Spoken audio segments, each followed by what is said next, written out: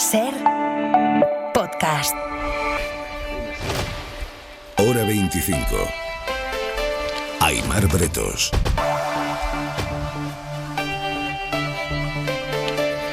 En la mesa del análisis, Marisol Hernández, buenas noches. Buenas noches, Carlos Omar. Cue, ¿cómo estás? Hola, buenas noches. Y Manuel Rico, muy buenas noches, Rico. Buenas noches. Durante todo el día se han vivido retrasos en los trenes de alta velocidad entre Madrid y Barcelona por el temporal y por las limitaciones de velocidad que se aplican desde hace días para llevar a cabo las revisiones en la red. Pero es que eso ha ido generando una reacción en cadena que llega hasta ahora mismo enorme, con trenes que llevan 4 horas de retraso en la alta velocidad Madrid-Barcelona. Edu Hernández, buenas noches. ¿Qué tal, Emar? Buenas noches. Sí, las limitaciones de velocidad llevan en funcionamiento sin más cambios desde el lunes tras las notificaciones de los maquinistas por el mal estado de la vía. Y a eso, como dice, se ha sumado el temporal de hoy que ha obligado a seguir limitando la velocidad aún más de más tramos por la congelación de las vías. Los retrasos que estamos registrando estos días están en torno a la 1 hora, 2 horas, pero hoy sí que se ha complicado más la situación por, como decimos, ese temporal. Se acumula cada vez más retraso. Ahora mismo la mayoría de esas demoras superan las 2 horas, alcanzando las 3 y hay alguna frecuencia que supera las 4. Hablamos de una de Cádiz en la que los viajeros han tenido ya que cambiar de tren a la altura de Córdoba también por los efectos del temporal en esa zona. Ojo a ese tren, porque iba a llegar a las 9 menos 10 a Barcelona y la previsión apunta ahora mismo a Aimar a la 1:15 de la madrugada. Muy bien. De momento esas limitaciones de velocidad van a seguir puestas en la vía para el resto de días y no hay una previsión clara por parte de Adif de cuándo se van a desactivar. De momento las van a mantener como están, pese a que van a seguir haciendo bandas de mantenimiento nocturno. Recordemos, Aimar, que la línea Madrid-Barcelona es una de las que más tráficos mueve en toda España. Hablamos de casi 300 frecuencias al día, sumando Renfe, Wigo, Irio, que sí o sí se están viendo y se van a seguir viendo afectadas por esas limitaciones. En ese AVE de camino a Barcelona, Madrid-Barcelona, que lleva 4 horas de retraso, y vamos a ver en qué queda, está el equipo de La Ventana, que venían desde Barcelona a emitir La Ventana hoy en Madrid, con el público, con los oyentes de Radio Madrid, y que ahora están volviendo a Barcelona. Armand, buenas noches. ¿Qué tal, Aimar? Buenas noches. ¿Me recibes bien? Sí, Igual se corta esto en cualquier momento, ¿eh? Porque estáis ¿dónde, sabes? Armand, especialistas secundarios, tu voz la reconocen todos los oyentes, pero ¿dónde estáis? Pues...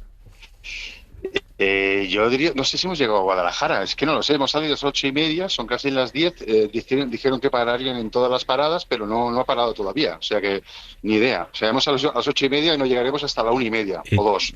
Hasta la 1:30 o 2 os han dicho ya que eso, o sea, que va para largo. Sí, y mi compañero Íñigo, que va hasta Figueras, ya le han dicho que hasta las 3 de la mañana no va a llegar. ¿Os han explicado por qué?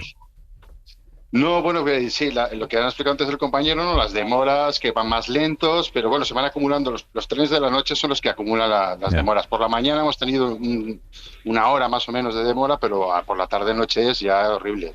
Están 2-3 horas, hay gente ahí. Claro, estoy pensando que tú has venido desde Barcelona por la mañana. O sea, el programa de hoy con Francino, ¿cuántas horas de tren te ha costado? El puto programa de Francino hoy son 12 horas de tren y otras unas 4 más o menos de espera, o sea, 16 horas más o menos me ha costado, pero la gracia han reído los chistes y eso me ha gustado mucho. Y además sí, puedes ver al Barça en el móvil, ¿no? O sea, estamos viendo el Barça, pero estamos viendo cada 5 minutos unos 30 segundos, porque se corta. Es que además la wifi es maravillosa aquí,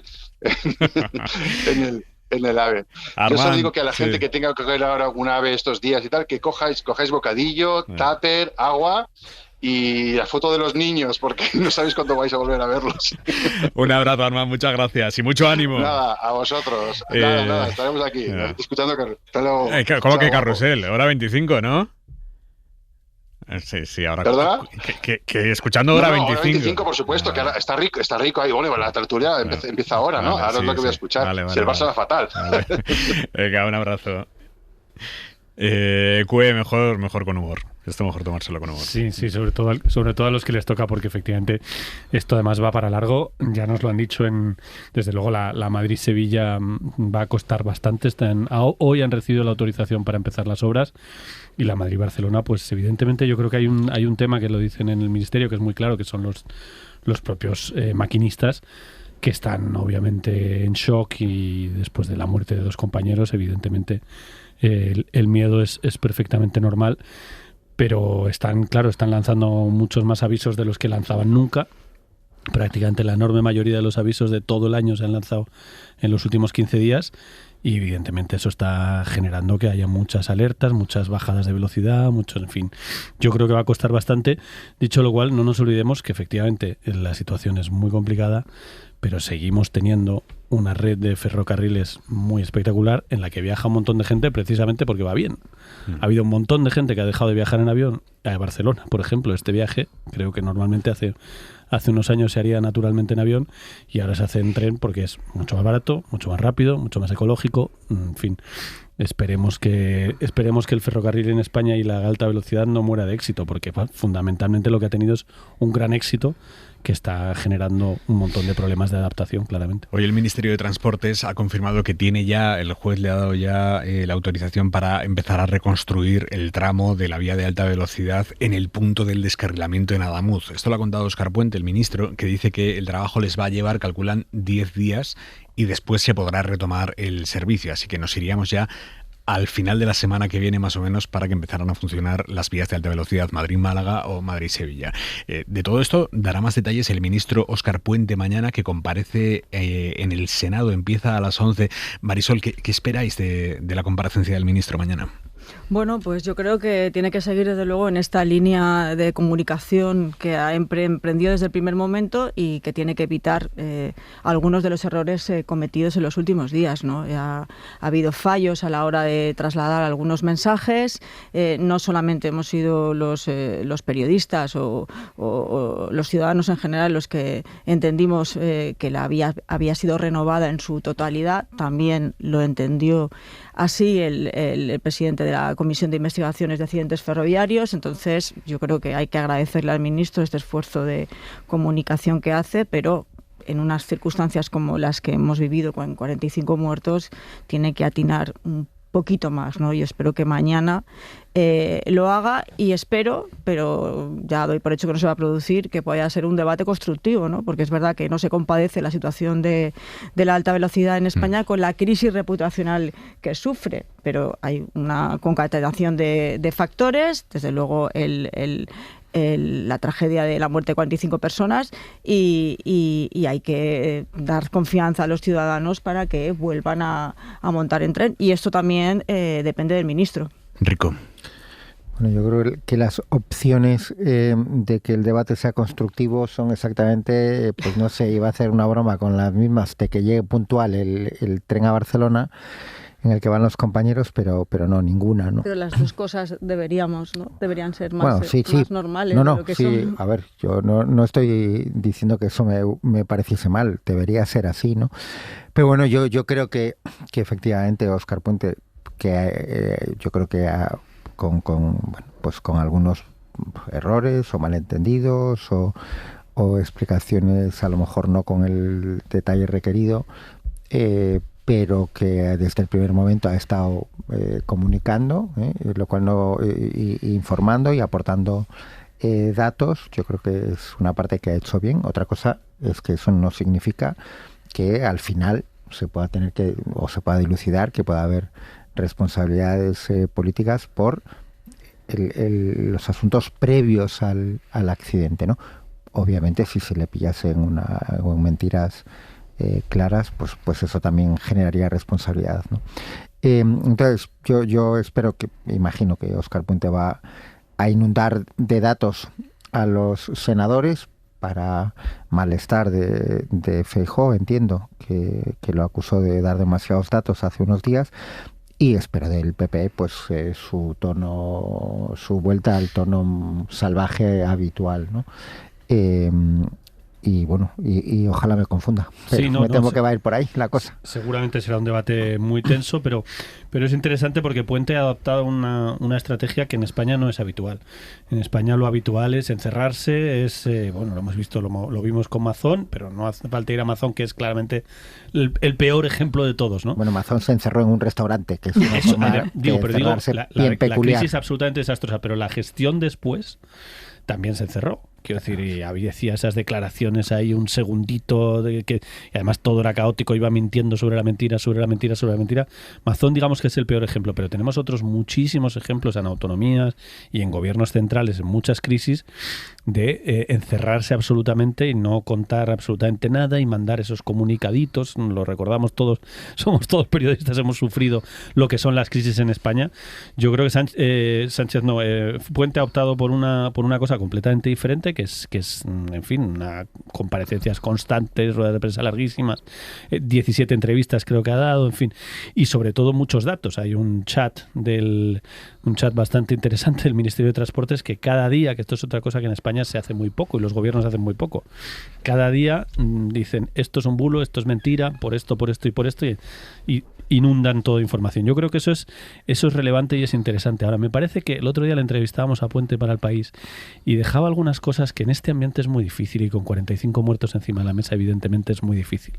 Pero hay un debate de fondo que yo creo que es muy relevante y que este país ojalá se diera mañana. Yo no creo que se dé mañana, pero sería el lugar ideal para darlo, porque ahí están todos los representantes de los ciudadanos, que es el debate de fondo de cuánto dinero estamos dispuestos como país a gastarnos para tener la alta velocidad que tenemos.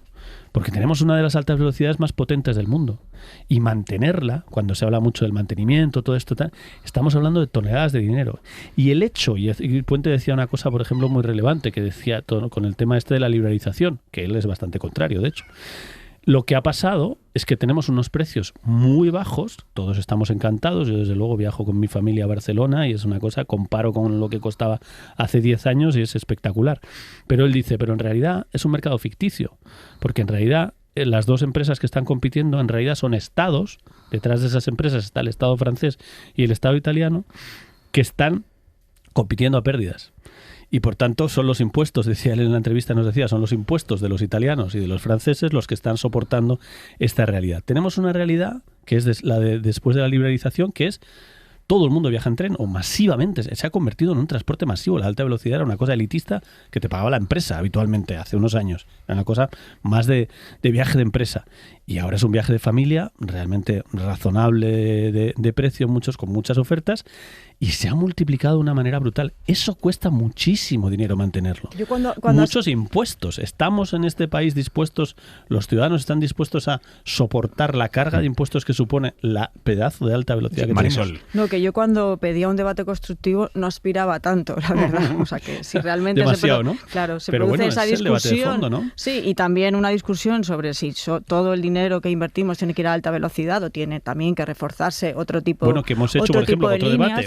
Hemos abandonado la línea tradicional porque nos hemos concentrado en la de verdad que no espero tanto, ni mucho menos. Pero yo cuando hablo de debate constructivo me refería más a un debate respetuoso con las víctimas. Porque incluso a veces el ministro, que sí que en contra de lo que hace muchas veces este gobierno, que no suele dar explicaciones y tampoco dirigirse a todos los medios de comunicación para aclarar ciertos temas, o sea, se explica, pero no digo que ya se haya explicado demasiado, como le echaba en cara a Feijóo, pero sí que en algunos momentos ha sido tan ardoroso a la hora de defender los datos que yo creo que el tono hay que bajarlo. Me parece que lo bajó el otro día en el Consejo de Ministros. Creo que en todo momento tiene que estar por delante las víctimas, hay que tener en cuenta lo que las familias están sufriendo, y eso es lo que espero que se produzca mañana, que se debata, bueno, si puede ser de manera no muy tensa, y siempre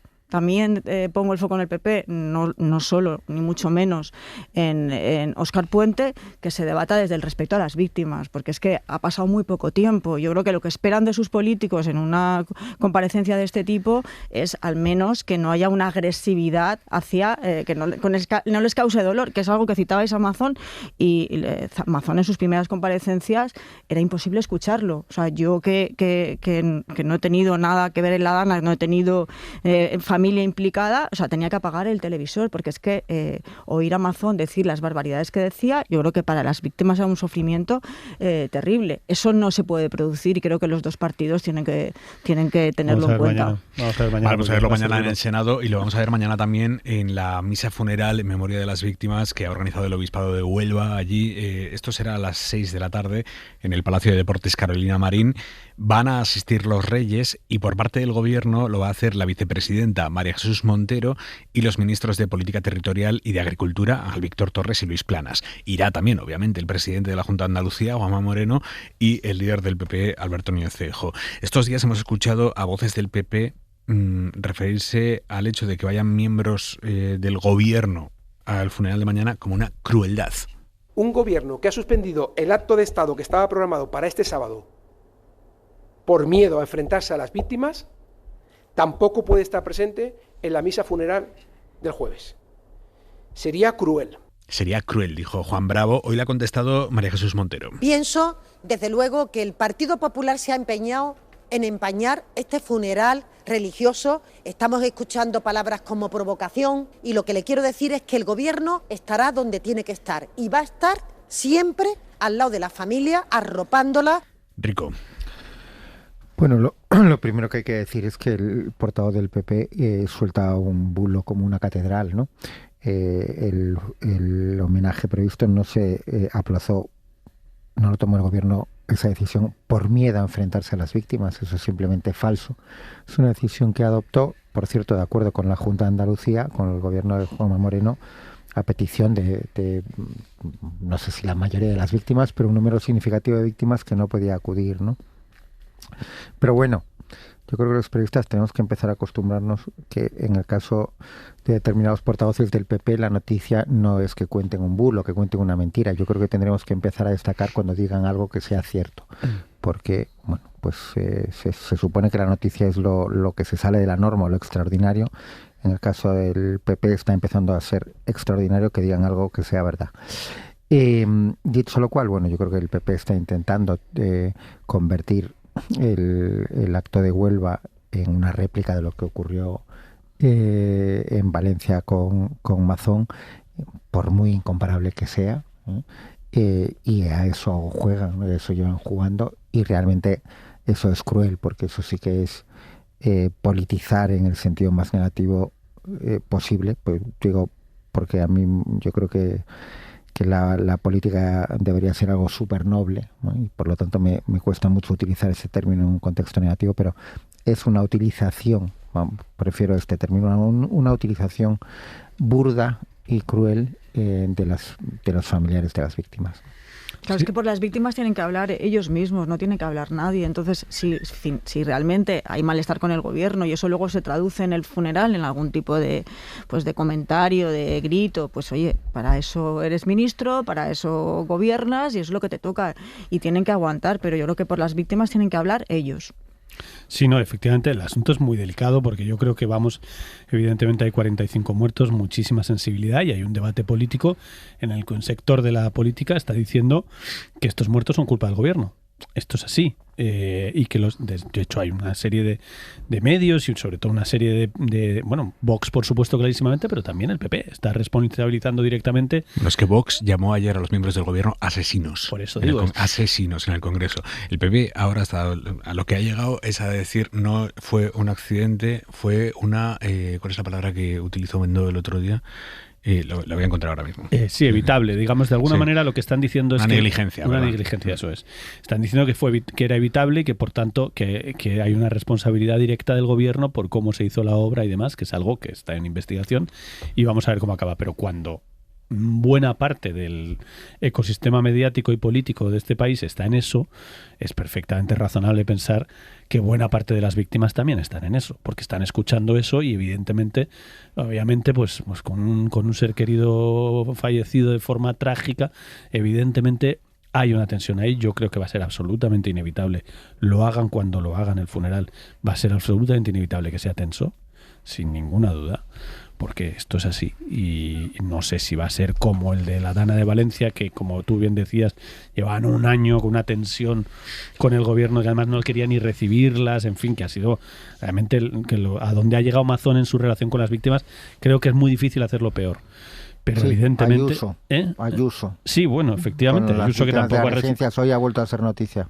Que tampoco las ha recibido nunca, que las insulta permanentemente y también. Efectivamente, si hubiera un funeral de Estado sobre eso, pues si fuera Ayuso, evidentemente sería de una tensión brutal.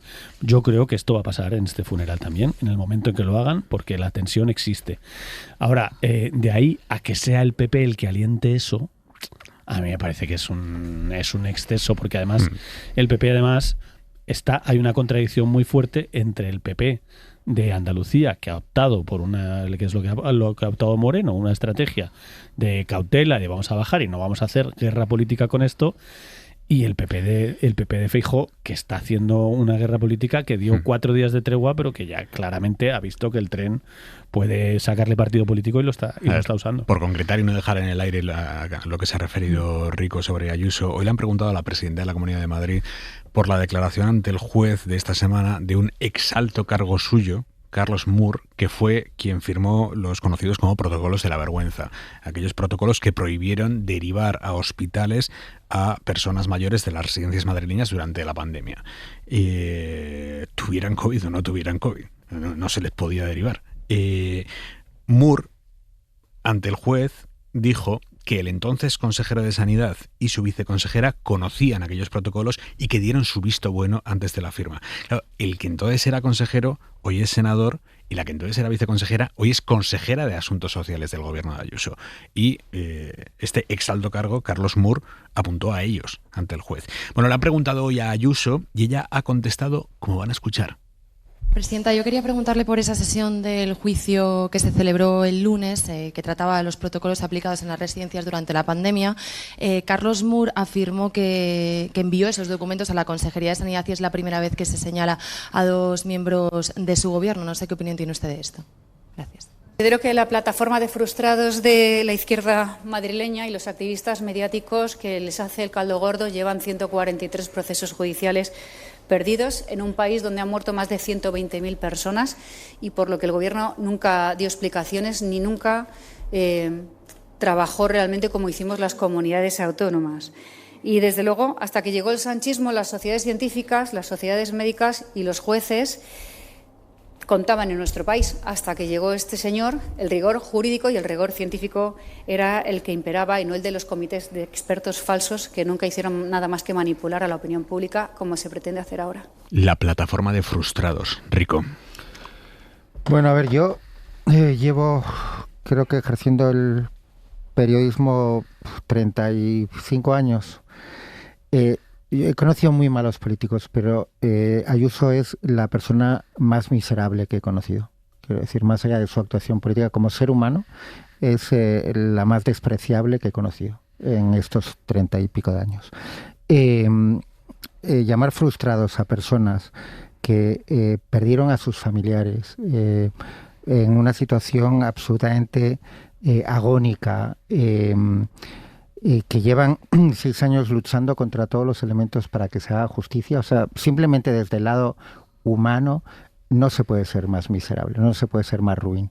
Desde el lado del tema de fondo, hay una contradicción evidente entre lo que declaró Moore y lo que declaró Peromingo, que es el otro autor. Hay 2 autores de los protocolos, uno el que lo firma, pero hay un ideólogo de los protocolos, que es Peromingo.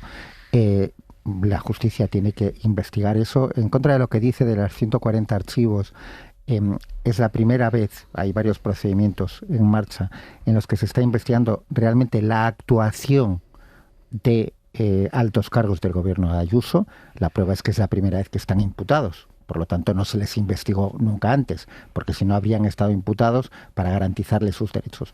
Se investigó, hubo querellas contra Ayuso, efectivamente, pero esas se descartaron desde el momento. Investigar a Ayuso, investigar a su consejero, eso nunca se hizo. Se terminó investigando a médicos de las residencias que se han estado imputados, a geriatras, pero básicamente médicos y directores de las residencias. Esos casos se archivaron, eran por otros delitos. Ahora es la primera vez que se está investigando a altos cargos. Y bueno, vamos a ver cómo terminan los procedimientos judiciales, que algunos están en una fase muy inicial. Por ejemplo, que es lo que se llama el Juzgado de Instrucción 23 de Madrid, bueno, está en una fase completamente inicial en el que ha habido varias declaraciones, pero no se va a resolver ni mañana ni pasado, ¿no?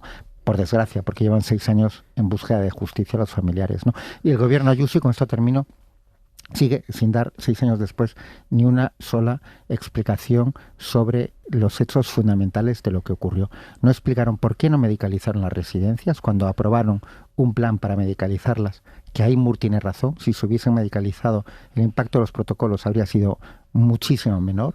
No hay todavía ninguna explicación 6 años después de ese hecho.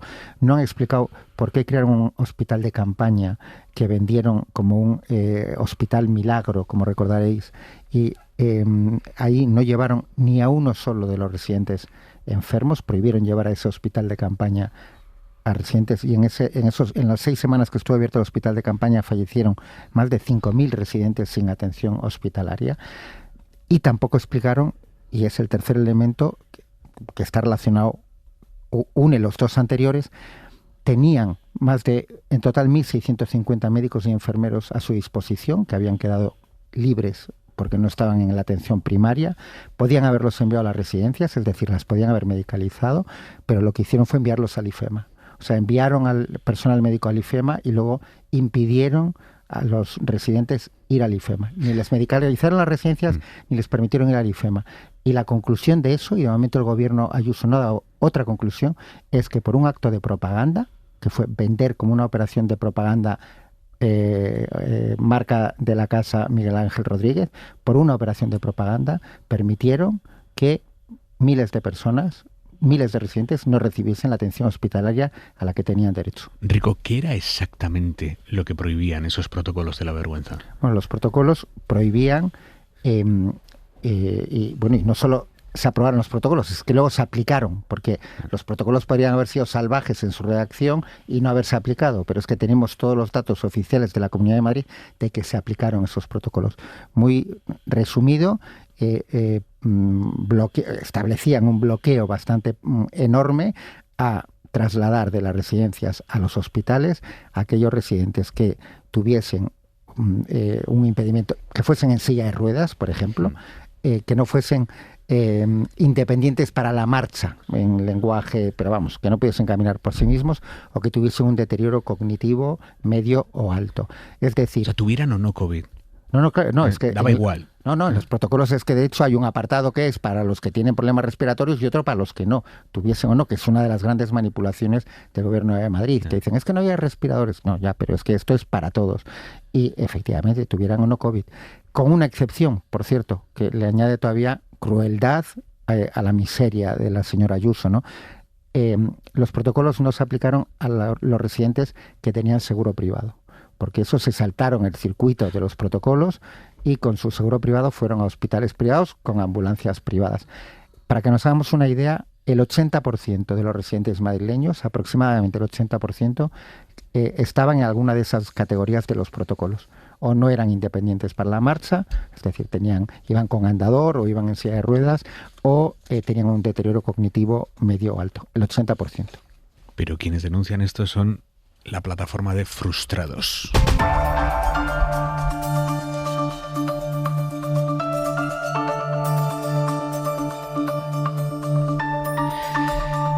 Dos años después del estallido del caso Koldo, 2 años después de aquella rueda de prensa, recordarán, en la que Ábalos dijo cosas como esta. Vengo solo en mi coche. No tengo secretaria. No tengo a nadie detrás, ni al lado. Me enfrento a todo el poder político. ¿Quién me le va a decir? De una parte y de otra.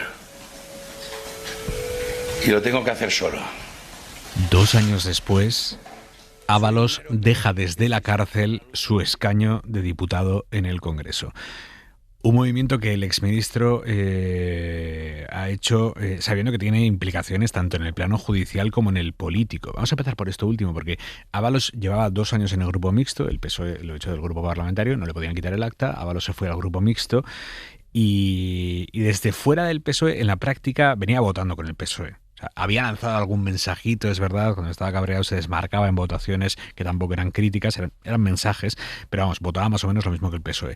El problema para el PSOE es que desde que entró Ábalos en la cárcel, Ábalos quedó suspendido como diputado, así que la mayoría parlamentaria del gobierno perdió un voto clave, porque ahora, con la renuncia de Ábalos, corre la lista, el PSOE vuelve a ganar ese diputado, una diputada en este caso, y a efectos de sumas y mayorías, al gobierno de nuevo le basta con que Junts se abstenga para que las votaciones salgan adelante. Claro, pedirle a Junts la abstención mucho más factible que pedirle a Junts que te vote que sí cosas después de que haya solemnizado lo mucho que ha roto contigo. Ana Fernández Vila. ¿Qué tal, Aymar? Buenas noches. La renuncia de Ábalos le permite al PSOE ganar algo de oxígeno en un momento de gran debilidad parlamentaria. Su escaño se quedó vacío al entrar en prisión hace 2 meses y perder su derecho al voto, y eso hizo que los 7 votos de Junts se convirtieran en decisivos a la hora de desempatar entre el bloque de la investidura y el del PP y Vox. Ahora, al recuperar el escaño de Ábalos, el PSOE puede permitirse la abstención de los de Puigdemont. Si el resto de socios le apoyan, puede sacar adelante sus iniciativas. El motivo que ha dado Ábalos, Aymar, para dejar ahora su escaño, y no hace 2 meses cuando entró en prisión, es que una vez que el Supremo ha confirmado que debe seguir encarcelado, es consciente, dice, de que ya es insostenible seguir representando a los valencianos y desvincula su decisión de su estrategia de defensa. Ahora los letrados del Congreso están estudiando si debe recibir su indemnización al haber perdido sus derechos como diputado cuando entró en prisión. Lo que sí está claro es que su acta la va a ocupar la valenciana Ana María González, alcaldesa de Llaurí, que fue condenada por conducir ebria en 2021. Que todo es una fiesta. Esto de la indemnización no es poca cosa, ¿eh? De hecho, nos dicen fuentes cercanas que por ahí puede estar la gran razón de todo. Ábalos tiene deudas, tiene una situación personal fuera muy complicada, tiene una exmujer a la que le tiene que pagar, y esta indemnización, si ha estado 7 legislaturas como diputado, esta indemnización son más de 100.000 euros. Ahora los abogados de la Cámara tienen que ver si tiene derecho a ella o no, Marisol. Bueno, está bien tirado, la verdad. La motivación económica siempre ha estado detrás de los movimientos de Ábalos. De todo lo que ha hecho. Claro, de hecho, él se va al grupo mixto para mantener el aforamiento ante el Tribunal Supremo y también para mantener el sueldo. O sea, no aceptó, como Santos Cerdán en su momento, cuando Pedro Sánchez le dijo que se marcharse directamente. Sobre los efectos políticos, es verdad que desde que se suspendió a Ábalos en diciembre pasado, ¿no? Y a principios de diciembre, pues la mayoría se había encarecido, pero el voto de Junts siempre ha sido decisivo, desde el principio de la legislatura. Porque ahí quien decanta la mayoría para un lado o para el otro es Coalición Canaria. O sea, Coalición Canaria inicialmente no iba a votar la investidura de Sánchez. Sí, como la votó, sí que eso permite, ese único voto de la diputada Cristina Valido, permite que cualquiera de los otros grupos parlamentarios se pueda abstener. Entonces yo no creo que los efectos políticos sean más importantes, más allá desde luego de la relevancia, que eso por supuesto, de que los socialistas recuperan ese escaño y bueno, ya no están tan ajustadas las votaciones. Pero yo creo que los efectos, y lo hablaremos ahora me imagino, son más jurídicos, ¿no? del posible retraso de la causa, cosa que tampoco le viene mal al gobierno. De una de las causas, porque es verdad que Ábalos tiene ahora mismo 2 grandes causas abiertas. Una que está a puntito de caramelo para el juicio, que es la de las mascarillas. Si se forró o no a base de comisiones por contratos corruptos para la compra de mascarillas por parte de la administración. Eso está en el Supremo y eso va a ir a juicio en el Supremo, porque ya existía el auto de apertura de juicio oral y la jurisprudencia del Supremo dice que una vez que haya auto de apertura de juicio oral, el tema se queda en el Supremo por mucho que el aforado pierda el aforamiento. Pero es verdad que hay otra gran causa a la que posiblemente se tenga que enfrentar Ábalos, que es en la que está con Cerdán, que es la de los chanchullos en el contrato de obra pública. Y esa, que si Ábalos seguía como aforado, iba a juzgarse en el Tribunal Supremo y además bastante rápido, como son las cosas en el Tribunal Supremo. Esa causa sí que va a pasar a la Audiencia Nacional. Pedro Jiménez. La renuncia al acta de Ábalos no le va a permitir esquivar al Supremo. Se tendrá que sentar en el banquillo por el presunto cobro de comisiones por los contratos de mascarillas en lo peor de la pandemia. El alto tribunal fijó doctrina sobre aforados en diciembre de 2014, cuando dirigentes del PP, acorralados por la corrupción, dejaban el acta de diputado para dilatar los procedimientos judiciales. La Sala de lo Penal, reunida en pleno, decidió entonces que con el auto de apertura de juicio oral queda definitivamente fijada, dijo, la competencia del Tribunal de Enjuiciamiento, aunque con posterioridad a dicha fecha se haya perdido la condición de aforado. Y en el caso de las mascarillas ya hay auto de apertura de juicio que está previsto que se celebre en abril. Sin embargo, el grueso de la investigación que dirige el juez Leopoldo Puente sobre los presuntos amaños de adjudicaciones de obra pública, en los que también está implicado Santos Cerdán, pasará ahora a la Audiencia Nacional, porque aquí no hay auto de juicio y Ábalos ya ha perdido la condición de aforado. ¿Qué busca Ábalos con este movimiento? Bueno, es perfectamente posible que sea el asunto económico, que yo creo que es decisivo, que está en una situación muy grave. Y creo que de alguna manera lo que está diciendo Ábalos hoy, y lo está diciendo casi directamente, es un arrepentimiento de su estrategia reciente enorme. Ábalos ha metido la pata hasta el fondo y creo que ahora en la cárcel debe ser consciente. El último abogado de Ábalos le dijo encarecidamente que tenía que dejar el acta antes de que empezara todo este proceso. Tenía que dejar el acta porque evidentemente si no dejaba el acta iba a acabar en la cárcel, porque todo iba a ir muy rápido y el Supremo lo iba a meter en la cárcel. Empezó a contarlo el abogado en algunos medios y empezó a plantearse la hipótesis de Ábalos va a dejar tal, porque lo estaba contando el abogado. Inmediatamente Ábalos destituyó ese mismo día a su abogado por recomendarle y por empezar a contar que la única salida que veía razonable un abogado, y que creo que cualquier abogado le habría dicho lo mismo a Ábalos, es: tienes que dejar el acta, vamos a la Audiencia Nacional, vamos a un proceso largo, con lo que saben hacer los abogados, estrategias dilatorias, discusión, demás. No sigas en el Supremo, porque la gente tiene una idea del aforamiento bastante equivocada. El aforamiento parece que es una protección total que te garantiza que no te pasa nada en la vida. Cuando te pasa, como le pasa a Ábalos, y cuando tienes un riesgo real de cárcel, estar en el Supremo es lo peor que te puede pasar. Porque vas a toda velocidad con jueces que evidentemente lo tienen muy claro, resuelven, y que tienen el juicio. Ábalos va a tener el juicio, un juicio para lo que es la justicia española, está rápido. En el caso del caso Gürtel, por ejemplo, que tuvo muchos vaivenes, sistemáticamente acababan dimitiendo después de... Ahí sí que costaban las dimisiones, que Rajoy aguantaba meses y meses a la gente hasta que realmente dimitía y se volvía otra vez el caso para atrás. Aquí el aforamiento ha jugado en contra de Ábalos clarísimamente. Si hubiera tomado la decisión que le dijo su abogado hace 6 meses, creo ya, claramente ahora mismo no estaría en la cárcel, estaría en un proceso largo y no estaría vilipendiado de la manera que está, en el sentido de que es un tipo que ha estado dispuesto a ser diputado en la cárcel, que es la primera vez que ha pasado esto en la historia de España, que es una cosa inenarrable. Si lo pensamos 5 minutos, ¿por qué no ha pasado en 44 años?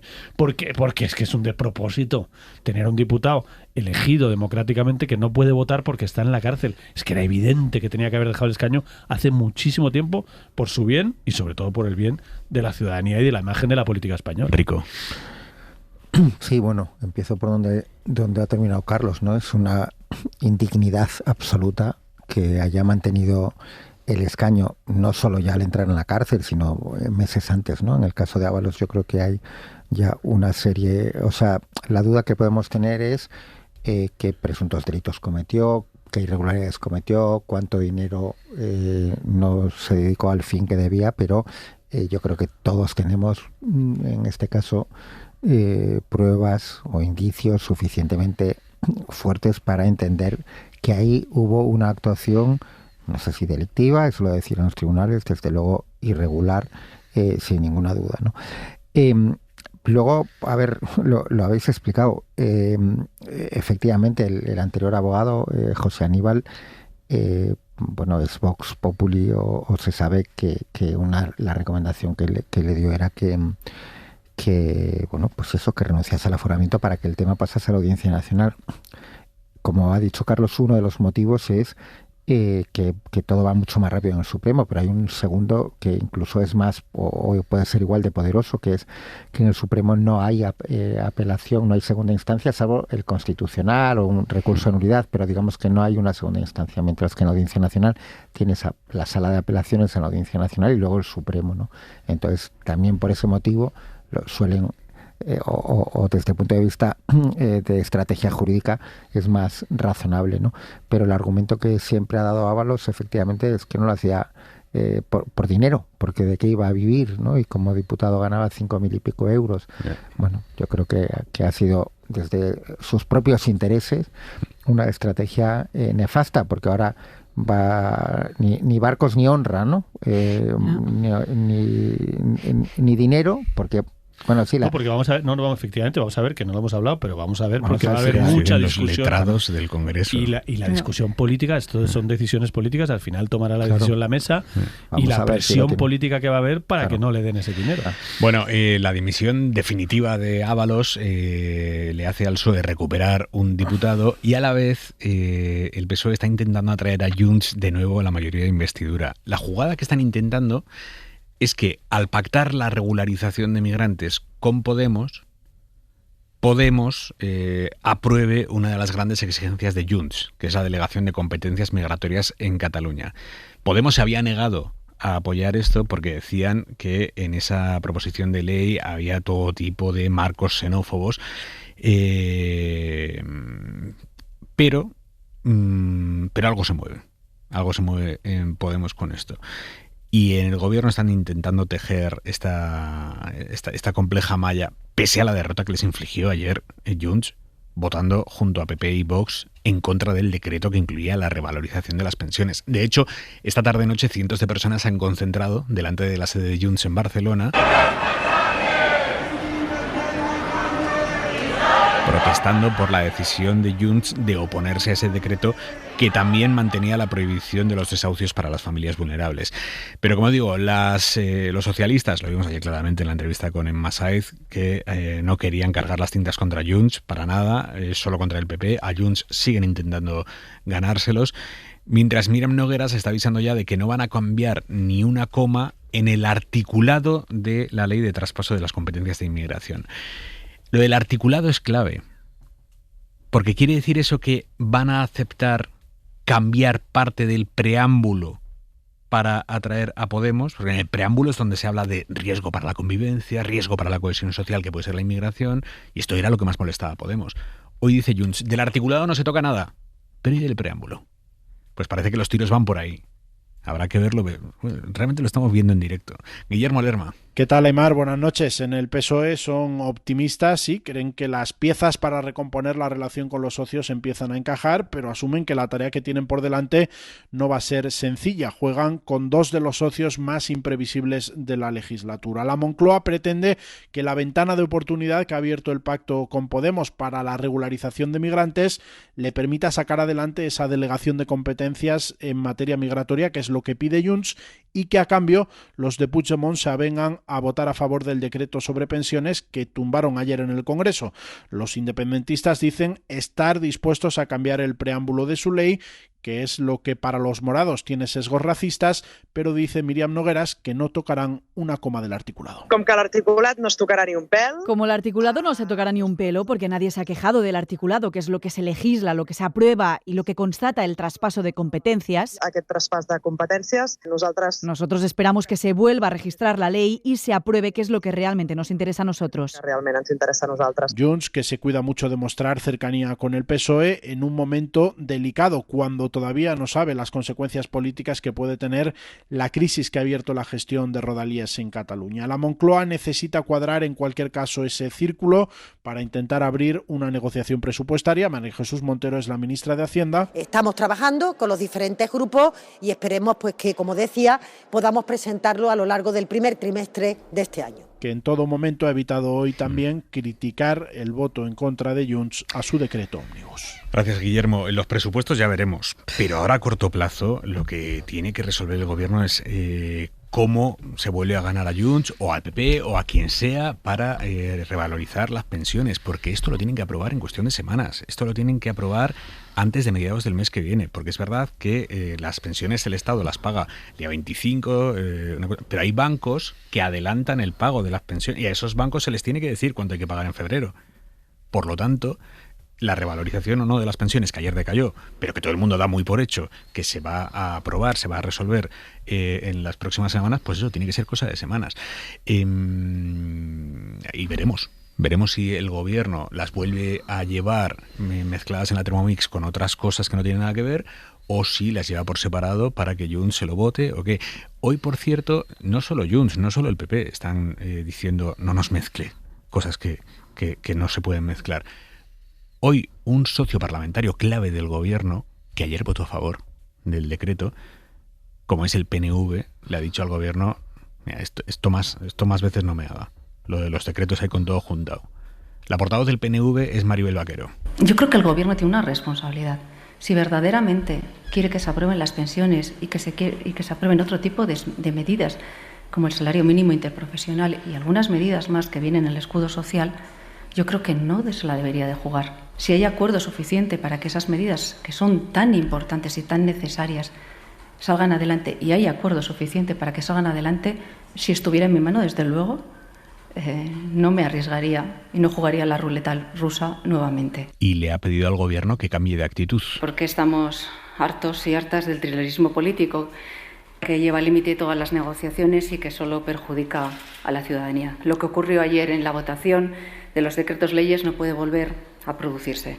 El gobierno está en minoría parlamentaria y no tiene carta blanca para todo, aunque a veces parece que se le olvida por esta forma de negociar que tiene. Carlos. Sí, efectivamente, la situación es compleja, pero no nos olvidemos, es compleja porque el problema no son las pensiones. Seguro que hay pensionistas que nos están escuchando. No hay nadie, llevamos 48 horas hablando con todo el mundo, no hay nadie en la política española que se plantee ni por un segundo que las pensiones no vayan a ser revalorizadas, que no, digamos, para entenderlo, que los pensionistas no cobren en febrero lo mismo que están cobrando en enero, que es una subida del 2,7%. O sea, que de repente ahora los pensionistas en febrero cobren menos. Eso es un coste político que creo que nadie puede asumir, no lo puede asumir el gobierno, no lo puede asumir la oposición, no lo puede asumir absolutamente nadie. Creo que la discusión ya no es eso, la discusión es precisamente todo lo demás.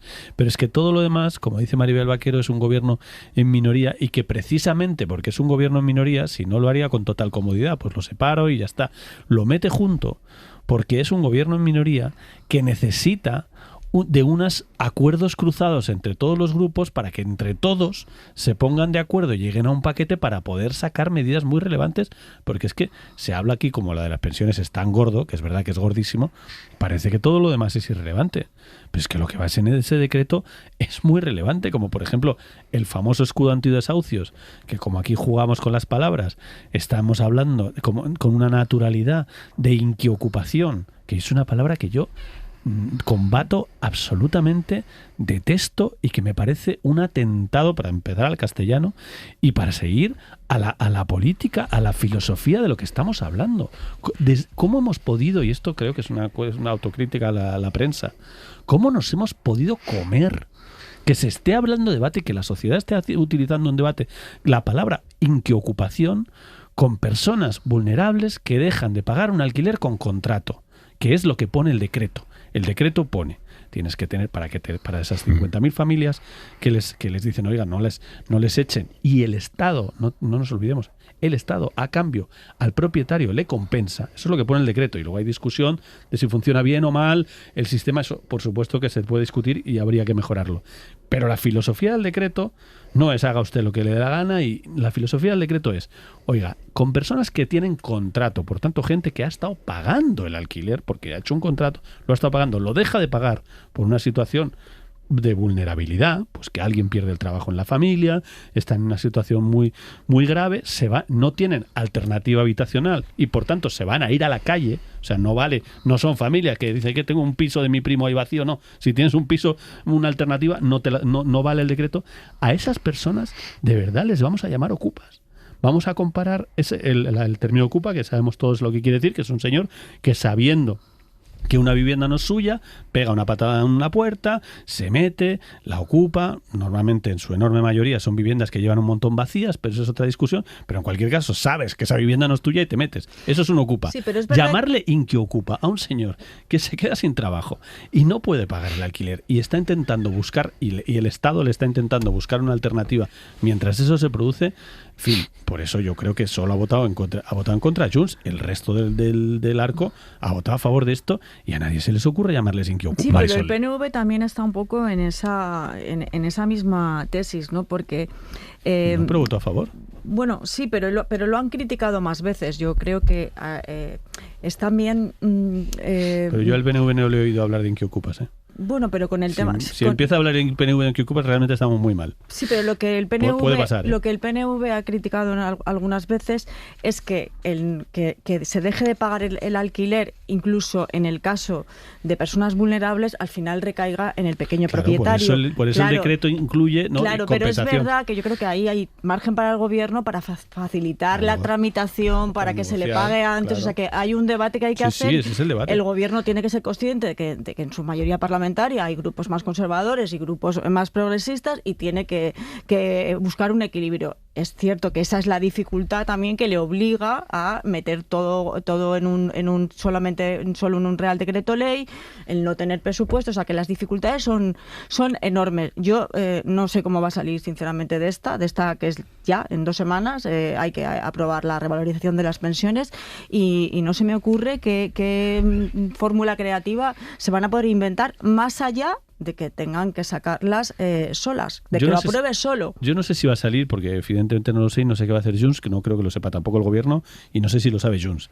Un momento. ¿Cuál sería la pega para aprobar esto solo? Pues que no tienen votos suficientes para aprobar lo otro demás. Claro, que tus socios, quiero decir que es una negociación complicada porque los socios le están reclamando que vaya junto y Sumar, por ejemplo, está reclamando que vaya junto porque es un paquete fundamental de la propuesta del gobierno.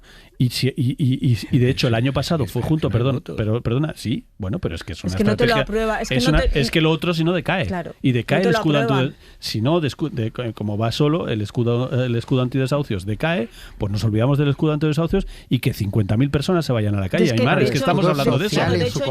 Del escudo social. Es que estamos hablando de eso. Y entonces, como el escudo antidesahucios, pues entonces vamos en solitario, lo perdemos y hay 50.000 personas que se van a la calle. Aymar, no estamos hablando de un caprichito. Estamos hablando de elementos centrales de la política de este gobierno. Puedes discutirlo, evidentemente, pero puedes discutir la estrategia y sobre todo si le sale mal, es desastrosa. El año pasado hizo esta misma estrategia, fue también criticada, evidentemente, pero le salió bien. Porque lo salvó después prometiéndole a Junts una cuestión de confianza. Claro, pero negoció que con nunca otro, se presentó. ¿Qué es lo que se está intentando ahora? Claro. Negociar con el tema y otras cosas que estarán encima de la mesa y que no sabemos y que las veremos cuando salgan, pero evidentemente yo no sé si le va a salir, decía, pero también sí tenemos ya una cierta experiencia de cómo funciona esta mayoría de este gobierno. Este gobierno hace un mes, en diciembre, el ambiente y en esta tertulia era... evidentemente estaba muy abajo y el ambiente era esto no se aguanta. Desde enero, y sigue teniendo dificultades enormes el gobierno, pero desde enero ¿qué están haciendo? Un gran pacto con Esquerra Republicana por la financiación, un gran pacto con el PNV por el tema de las transferencias pendientes, un pacto con Bildu, ya no recuerdo por qué era, pero también otro elemento central para Bildu que negocia, digamos, los acuerdos. Ahora un gran pacto con Podemos para el tema de las regularizaciones. O sea, tiene una línea, tiene un eje. Sí, pero el problema Carlos, es Junts. Te falta Junts, claro. El problema pero es bueno, Junts. Claro, lo de Podemos tiene que ver con lo de Junts. Claro, es verdad, tiene absolutamente que ver. Ya se intentó, Podemos ya se abrió en su momento a apoyar la cesión de competencias a la Generalitat. Siempre dijo que no era un problema de centralismo, sino un problema de racismo y lo hemos hablado, ¿no? Hasta la propia Miriam Noguera dice que pueden pulirse la exposición de motivos. Aquí la cuestión es si eso es suficiente precisamente es si es suficiente y si llega a tiempo, porque en plena crisis de las rodalías en Cataluña yo no veo a Junts en 2 semanas, que es más o menos el plazo que podemos tener para la revalorización de las pensiones, votando a favor del gobierno, porque además no solamente es la cesión de competencias, lo que está pendiente son otros temas, el tema del catalán en la Unión Europea, que no parece que tenga solución. Entonces a mí me parece que los tiempos están desacoplados, que al gobierno no va a poder llegar. Rico. Los tiempos son complicados, obviamente, ¿no?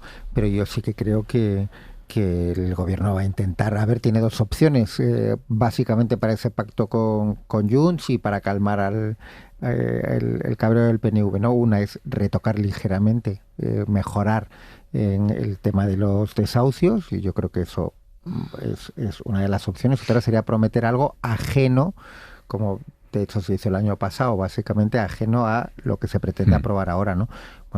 Es que eso es lo que pasó el año pasado. Por eso digo que ajustaron, el año pasado Junts decía también los desahucios, se le ajustaron los desahucios con más garantías para los propietarios, y el Junts se votó un texto que es el mismo que este año, el mismo que este año el Junts lo votó a favor. Que yo creo que eso es lo que en lo que está negociando el gobierno y que eso que puede salir. La crítica del PNV a la técnica parlamentaria a mí no me gusta en los decretos ómnibus. Yo creo que es evidente.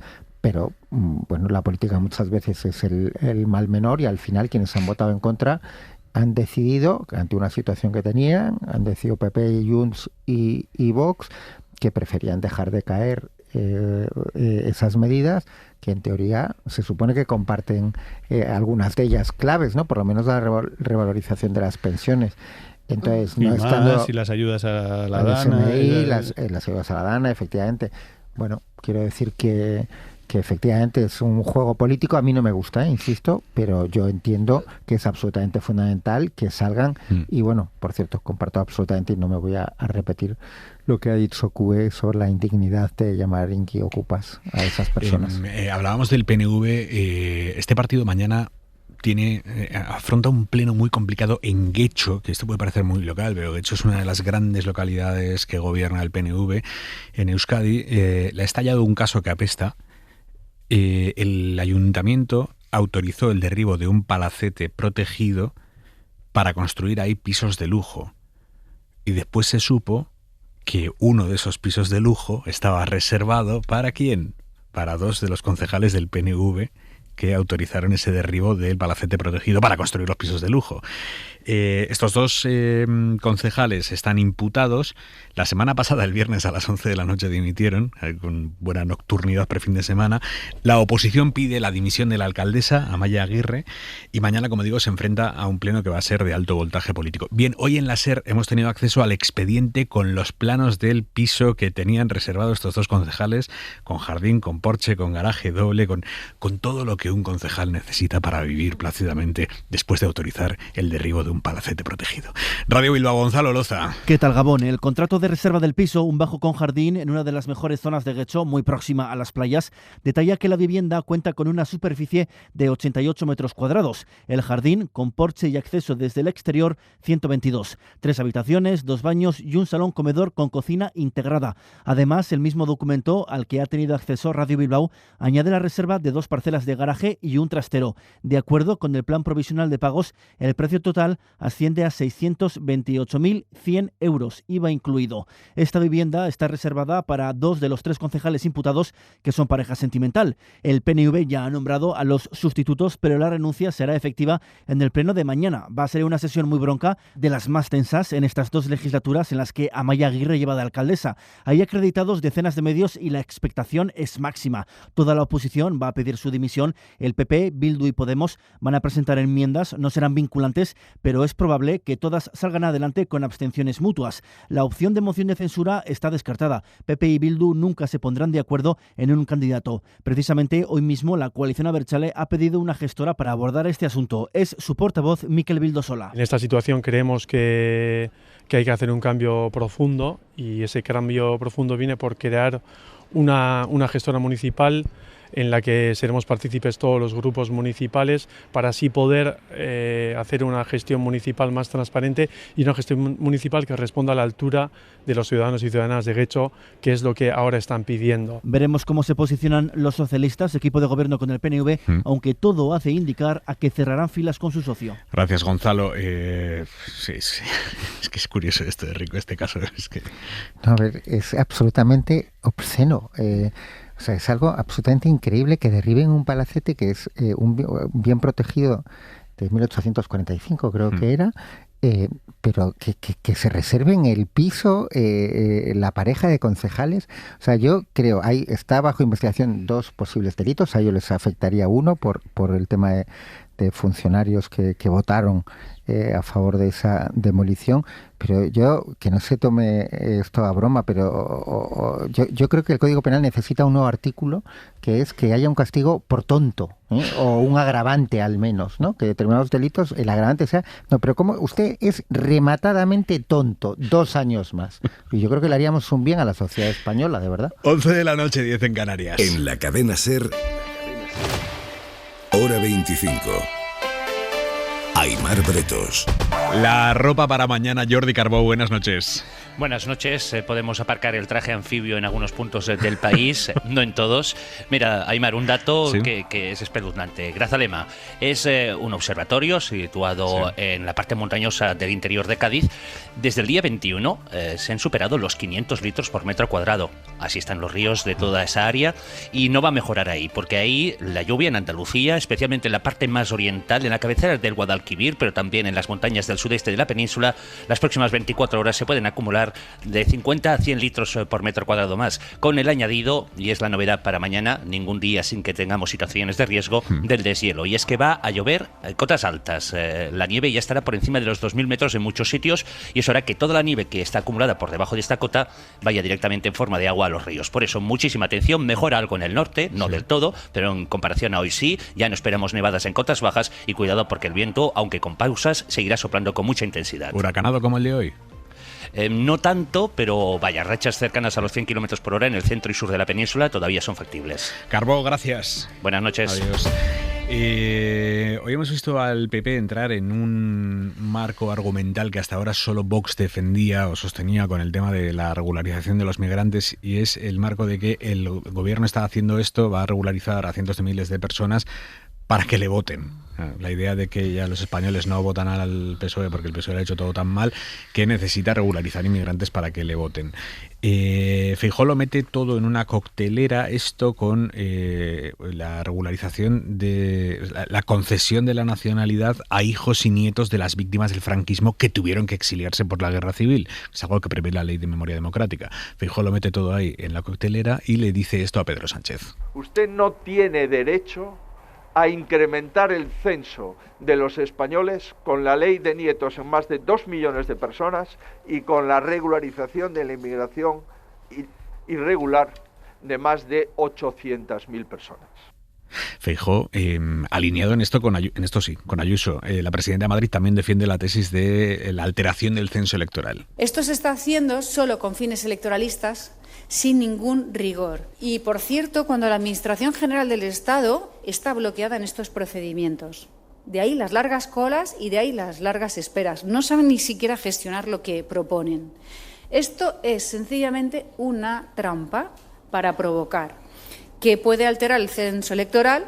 Claro, uno escucha esto y piensa, coño, claro, pues en las próximas elecciones generales toda esta gente irá a votar. Pero es que en las próximas elecciones generales quienes se regularicen ahora no van a poder ir a votar porque para votar en unas elecciones generales necesitas la nacionalidad española, y aquí lo que se le da es la regularización, que no es la nacionalidad española. Julia Molina, buenas noches. Buenas noches. Los populares dicen estar preocupados porque el gobierno está entregando la capacidad de votar a gente nacida fuera de España y lo defienden mezclando 2 medidas distintas. Por un lado, la regularización, que otorgaría el permiso de residencia, que no la nacionalidad, a 500.000 de personas. Ninguna de ellas podría obtener un DNI español para poder votar, votar antes de los 2 años, es decir, no adquirirían ese derecho antes de 2027, que es cuando están previstas las próximas generales. El periodo de 2 años, de hecho, es el camino corto para un grupo de países concretos con los que España tiene acuerdo, como los iberoamericanos, Andorra o Portugal. El resto tiene que cumplir con 10 años de residencia antes de obtener la nacionalidad y, por tanto, el derecho a voto en unas generales.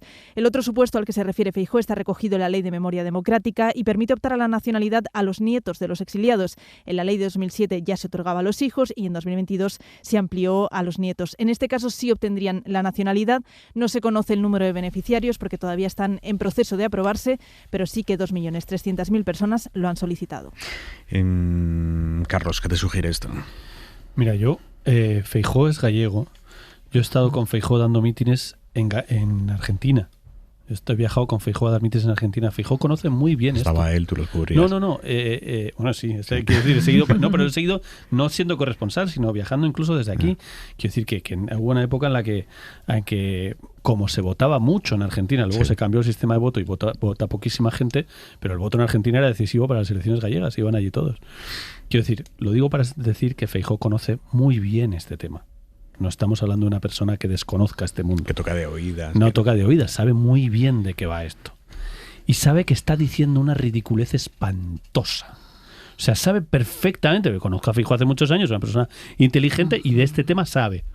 Porque además le interesa y como todos los gallegos tiene mucha familia afuera y ha viajado mucho y conoce el mundo de la inmigración, sabe el porcentaje de voto que hay también, sabe muchas cosas. Y sabe que lo que está diciendo, o sea, es que para mí es muy relevante. Es muy relevante de dónde estamos. Que alguien como Alberto Núñez Feijóo, que conoce perfectamente lo difícil que es sacar la nacionalidad española, que no es una cosa que se hace en media hora, los años que cuesta, el bajísimo porcentaje de gente que además de toda esa que luego se nacionaliza, el bajo porcentaje de gente que vota, que también es porque siguen estando... Y además sabe que los que votan luego, después de los que votan, resulta que mayoritariamente votan conservador, como se demuestra en Madrid, donde Ayuso tiene una presencia en el voto latino fortísimo que le ha dado grandes alegrías al PP de Madrid su entrada en el voto latino. O sea, sabe perfectamente que lo que está diciendo es una ridiculez. Y lo dice igualmente. Y lo dice como estrategia política, porque está viendo lo que están viendo sus asesores, las redes, y sobre todo está viendo a Vox, está viendo el discurso de Vox, de la misma manera que el otro día, que a mí también me descoloca, yo es que me quiero seguir descolocando, Feijóo en contra de Mercosur, cuando todo el PP ha estado a favor de Mercosur. ¿Todo esto de dónde deriva? De que tiene una presión de Vox y de que están mirando las redes sociales y los bulos que van creciendo en las redes sociales, como esto de la gran sustitución, que ahora de repente van a venir 3 millones de personas a votar a Sánchez, que es una ridiculez, y va y lo compra. Marisol y Manuel. Bueno, yo creo que donde estamos es en campaña electoral. Estamos en la campaña electoral. ¿Se puede hacer campaña electoral sin bulos? Bueno, ya, sí, se y puede, de hecho se puede y se debe. Pero sobre todo se puede, no y pasa además, nada. No, es que seguro que hay argumentos para mostrarse en contra de la regularización del gobierno. Pues puede explicarlo el PP, pues igual puede decir que no le parece bien que sea por decreto, que tenía que haberlo llevado al Congreso, que no tiene el gobierno una mayoría suficiente para aprobarlo. O sea, hay argumentos, pero no se puede mantener falsedades. Yo lo atribuyo al nerviosismo por el crecimiento de Vox, que es que está siendo sideral. O sea, tenemos ya a Santiago Abascal viviendo prácticamente estas 2 semanas en Aragón, recorriendo todas las provincias. Citabas lo de Mercosur, ¿no? Contra Mercosur, que ha cambiado también la posición del PP, dirigiendo su discurso otra vez al campo, anti-inmigración, y yo creo que eso es lo que obliga a Feijóo a asumir ese marco, ¿no? Parece, según las encuestas, que Azcón no va a mejorar mucho su resultado y quien va a dar el subidón otra vez va a ser Vox. Y entonces, pues, yo creo que vamos a estar con este tiras y aflojas durante estas 2 semanas. Bueno, mis compañeros de tertulia, que son mucho más generosos que yo, ha dicho Carlos que Feijóo es inteligente. Yo no lo sé, no tengo pruebas ni a favor ni en contra. Pero de todas formas, a mí lo Estás que no... muy duro hoy, ¿eh? Pero, Rico, por favor, estoy diciendo lo más gallego posible. Que no se está 30 años en política a ese nivel sin ser Bueno, ahí sí que te puedo dar una larga lista, ¿eh? Venga, pero, vale, o sea, yo no sé, yo no tengo prueba ni a favor ni en contra de que sea inteligente. Lo que sí creo... Es que se lo sabe, esto no, sí, es lo que sabemos. sí creo, no que Venga, se lo al sabe, fondo sí. del asunto. Lo que sí que creo es que alguien inteligente no dice, creo que dijiste sandeces o algo similar, ridiculeces, miente permanentemente y, como decía como decíais los dos, cambia permanentemente, como con Mercosur o como con otras cuestiones, porque teme que Vox le coma el terreno, sobre todo cuando lleva un año o más de un año con esa estrategia y no da juego. Y luego, segundo, que se puede hacer campaña sin bulos. Bueno, el caso de Feijóo no lo sé. Sí sé una cosa, la primera gran campaña con bulos de fake news vomitiva que se hizo en este país fue la campaña con la que Feijóo llegó por primera vez a la Xunta de Galicia como presidente contra Touriño y el Bloque. Eso sí lo sé, porque esos son hechos y las mentiras están ahí y publicadas. Sí, no, yo solo quería añadir que es muy interesante lo que ha pasado en el PP con la regularización, porque nos demuestra el giro brutal que han dado la política española y el PP.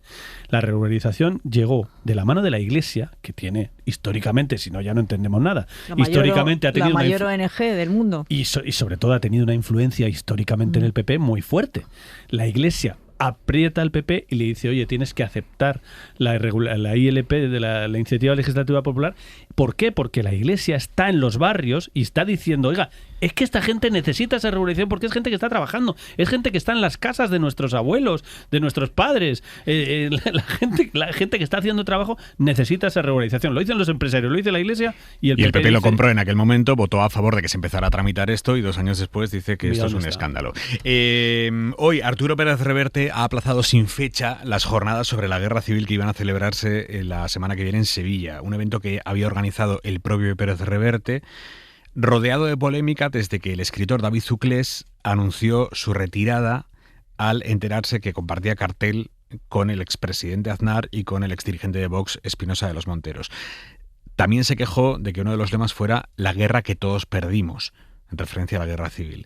Así empezó una bola que ha ido haciéndose grande hasta hoy. Pérez Reverte confirma que las jornadas se aplazan, veremos si es un aplazamiento, y denuncia amenazas violentas y presiones a los participantes. Isabel Villar. Sí, una campaña por la que Pérez Reverte y el otro organizador del acto, Jesús Vigorra, señalan directamente a Podemos y a sus medios políticos afines de extrema izquierda.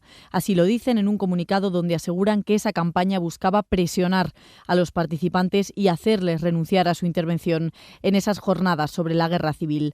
El primero en hacerlo fue el escritor David Uclés, que alegó que no quería compartir cartel con estos dos nombres. José María Aznar, que para mí es la persona que más daño físico ha hecho al pueblo español recientemente, y Espinosa de los Monteros, que ayudó a fundar un partido que atenta contra mi libertad de expresión, contra mi derecho a existir. Él fue el primero de todos los que se bajaron después, entre otros el coordinador de Izquierda Unida, Antonio Maillo, la vicesecretaria general del PSOE de Andalucía, María Márquez, la presidenta del Consejo de Estado, Carmen Calvo, o el escritor Paco Cerdá. En un comunicado, la Fundación Cajasol, donde se iban a celebrar las jornadas, dice que las bajas alteran el equilibrio de voces que iba a haber en esos debates, pero Pérez Reverte y Vigorra van mucho más allá. Defienden en su comunicado que todo se ha debido a las coacciones a los participantes, a esa campaña de presiones detrás de las que sitúan a Podemos, y dicen: la cobardía actual de cierta izquierda moderada y el retroceso en términos democráticos y liberales de la izquierda radical española, su progresiva decadencia, su sectarismo, mediocridad intelectual y la necesidad de mantener las heridas abiertas y la confrontación como único recurso político son de una gravedad extrema. Y además arremeten en concreto contra Uclés. Le acusan de usar un tono lastimero e infantil que ofende cualquier inteligencia. El novelista ha respondido esta noche en un comunicado que ha subido a redes sociales. Hemos sido muchos los que, al ver que habíamos sido manipulados, nos hemos bajado de los actos. Para mí es una victoria y una reparación. Victoria porque parece que no estamos tan dormidos y nos atrevemos a señalar mensajes que blanquean el fascismo y el franquismo. Reparación, ya que he sido vejado por una multitud de amigos de Reverte y descalificado por el propio escritor, quien un sábado me alababa públicamente y al día siguiente me defenestraba. No han jugado limpio. También ha contestado a Pérez Reverte desde Podemos. Yone Belarra, secretaria general, niega estar detrás de cualquier campaña de boicot. Dice que el problema es otro. Yo creo que Pérez Reverte lo que le pasa es que piensa que vive en hace 20 años o hace 30 años y que cosas que antes se podían hacer, hablar de las dos Españas, colocarse en un lugar equidistante, ¿no? para no mojarse, yo creo que eso ahora mismo ya no es posible. Esto ha dicho en 4. El lunes los organizadores han convocado una rueda de prensa para dar más detalles sobre qué va a pasar con las jornadas. ¿Qué os sugiere todo este episodio? Tenemos que plantearnos en qué espacios decidimos intervenir, en qué debates sí participamos, por qué en otros no. Vamos a limitarnos a participar en actos ideológicamente cómodos en los que los participantes y la audiencia comparten nuestras ideas. El hecho de participar en un acto al que acuden gente a la que consideras que roza el fascismo es blanquear el fascismo. Es un tema muy delicado Marisol, ¿cómo lo ves tú? Bueno, pues como tú dices, es muy enrevesado. Yo creo que hay bastante sobreactuación en este asunto. A mí me preocupan las amenazas violentas, y es que las ha habido, ¿no? Pero las presiones, oye, aquí todo el mundo ya somos mayorcitos para resistir presiones. O sea, si a ti te han invitado a unas jornadas y te han explicado, doy por hecho que es así, ¿no? Porque es la mecánica habitual, te han explicado, o tú te has preocupado por saber quién más va, con quién vas a debatir, quién está en el resto de mesas, y has dado el sí, pues yo no entiendo que luego te bajes de eso, ¿no? Es cierto que tanto el título de las jornadas como el cartel ha sido bastante inadecuado, ¿no? Porque el cartel ponía todos los nombres debajo de la guerra que todos perdimos, y tal vez un cartel más explicativo, ¿no? Un tríptico con quién interviene, cuál es el tema, pues hubiera sido bastante más razonable. Pero aun siendo así, aun reconociendo que hay un error en ese cartel, ¿no? Que se podía haber hecho mucho mejor, yo estoy a favor, desde luego, de hablar con todo el mundo. O sea, pues oye, si está Aznar, igual es que ni te lo vas a cruzar, tú estás en otra mesa con otra persona y lo importante es poder expresar tu opinión, y si además no estás de acuerdo en el tono, ¿no? Si es así, de esas jornadas donde se puede practicar cierta equidistancia sobre lo que lo que pasó en la guerra civil, pues bueno, la mejor manera de combatirlo es estar allí y contarlo. Rico.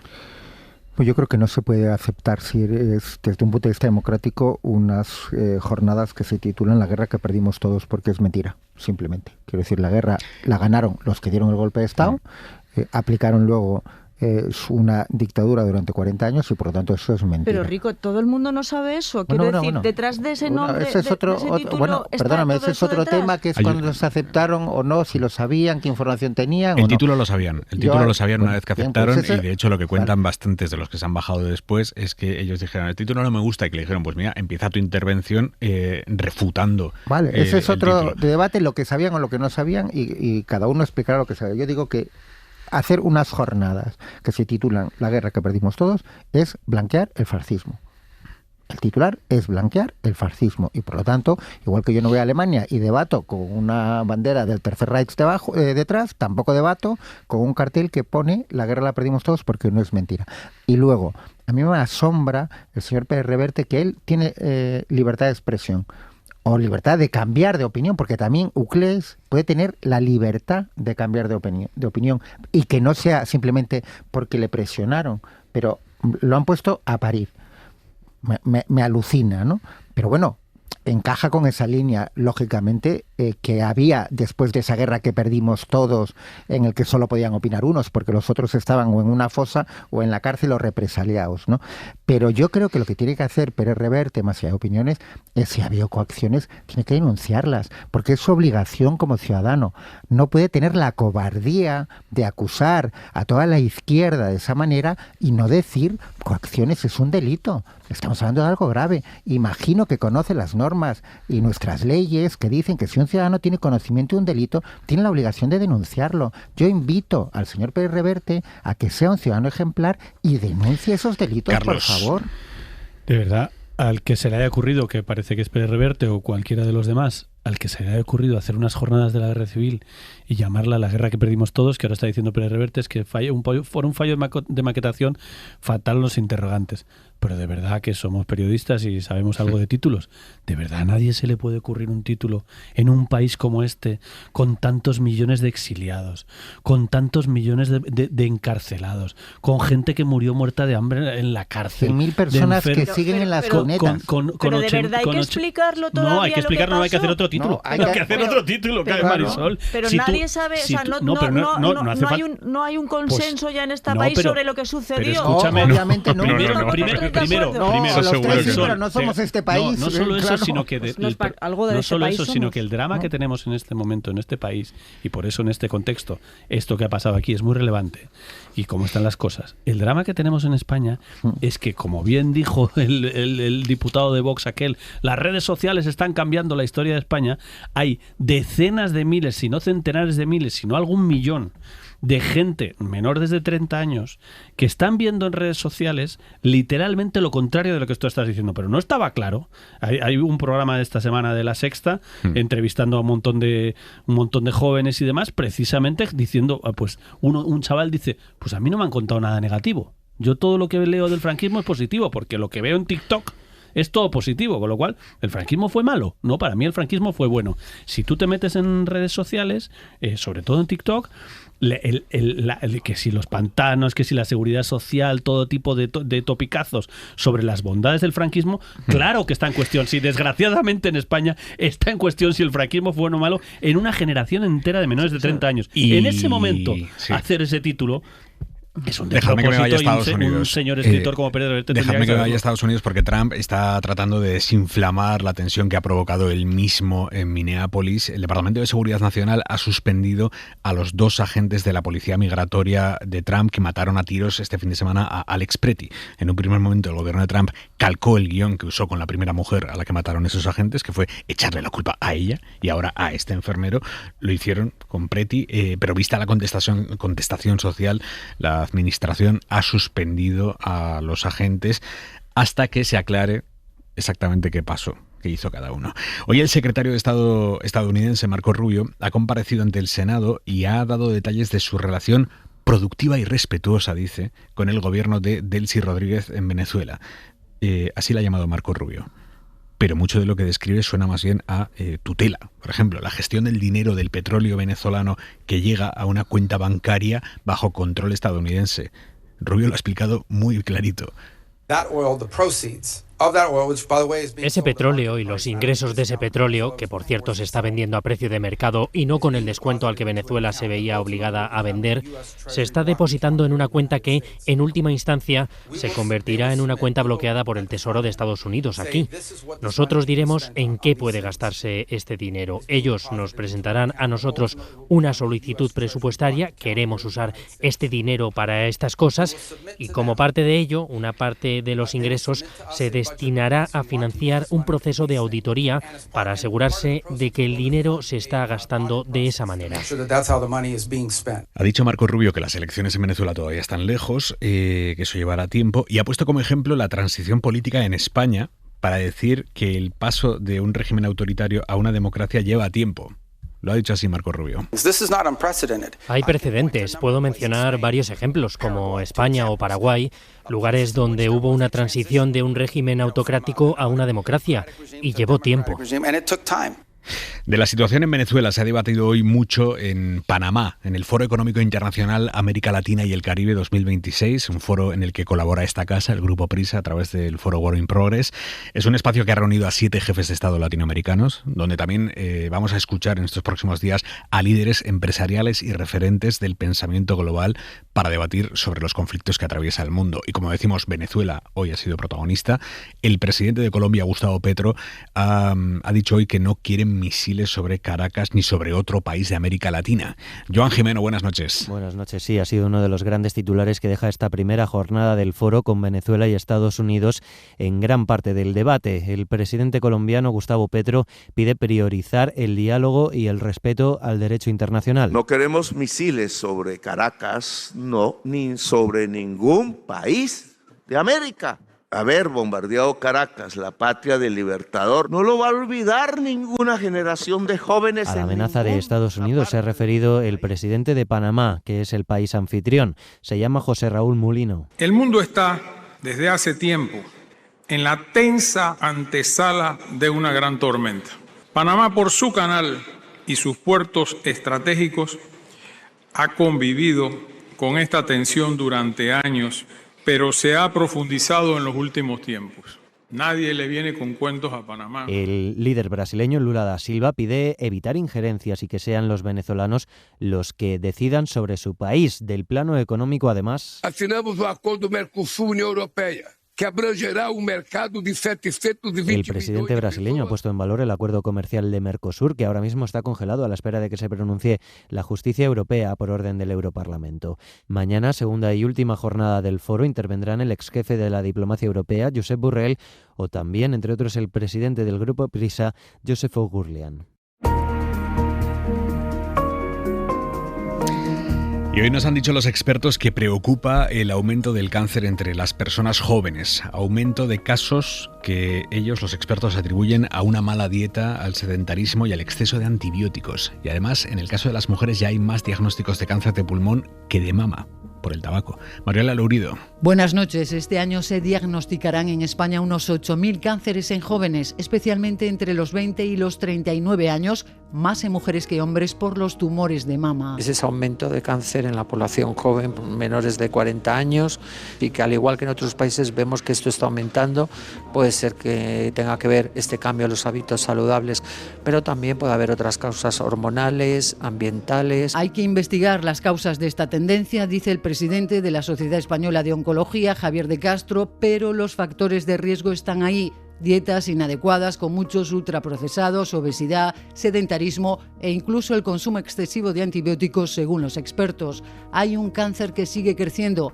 El de pulmón en las mujeres mata más que el de mama. Posiblemente tenga que ver con ese impacto que todavía tiene el tabaquismo en esta población, que ya se ha controlado en el caso del varón y no en el caso de la mujer. Rosa Dalmira no fumaba. Hace 18 años le dieron 3 meses de vida por un tumor en el pulmón. El pronóstico era tan malo que llegó a pedir cuidados paliativos. La salvaron los ensayos clínicos. Se debería invertir mucho en ensayos clínicos porque salvan vidas. Y bueno, en mis revisiones periódicas dicen que no hay enfermedad y ni tanto tumores ni metástasis. En 2026 se registrarán 300.000 nuevos casos de cáncer en España, un 2% más debido al envejecimiento y al aumento de la población. El más frecuente, el de colon. En los hombres crece el de vejiga y el de próstata. Punto y 25. Soledad Gallego Díaz. El secretario general de la OTAN, Mark Rutte, tiene una tendencia bastante desagradable a defender sus ideas con un lenguaje despreciativo. Fue uno de los políticos europeos que usó el acrónimo PIGS, cerdos, para reunir a los países más pobres de la Unión Europea, Portugal, Italia, Grecia y España, Spain. La semana pasada se las arregló en el Parlamento Europeo para defender la posición del presidente Trump respecto a Groenlandia, burlándose del comisario europeo de defensa. Si alguien piensa que la Unión Europea, Europa en su conjunto, puede defenderse sin Estados Unidos, que siga soñando. Si cree que puede defenderse sin el paraguas nuclear estadounidense, buena suerte. Rutte no tenía muchas razones para ser elegido secretario general de la OTAN en 2024, salvo el apoyo decidido de Estados Unidos. De hecho, se había quedado sin trabajo como primer ministro de los Países Bajos ese mismo año, obligado a dimitir por un escándalo que destrozó la vida de muchas familias de origen inmigrante. Esas familias fueron acusadas injustamente de haber estafado al sistema de asistencia social holandés y obligadas a devolver el dinero recibido. Muchas perdieron sus hogares y sus trabajos. Se ha criminalizado a personas inocentes y les ha arruinado la vida, reconoció Rutte al presentar la dimisión del gobierno en pleno.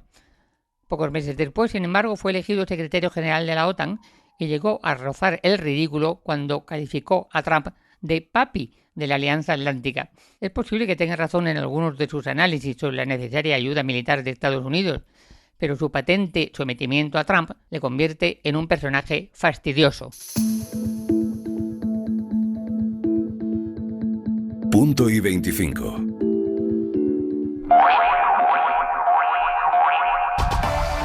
Pues así nos vamos por hoy. Manuel Rico, Marisol Hernández, Carlos Cue, un abrazo, amigos. Buenas noches. Para no perderte ningún episodio, síguenos en la aplicación o la web de la SER, Podium Podcast o tu plataforma de audio favorita.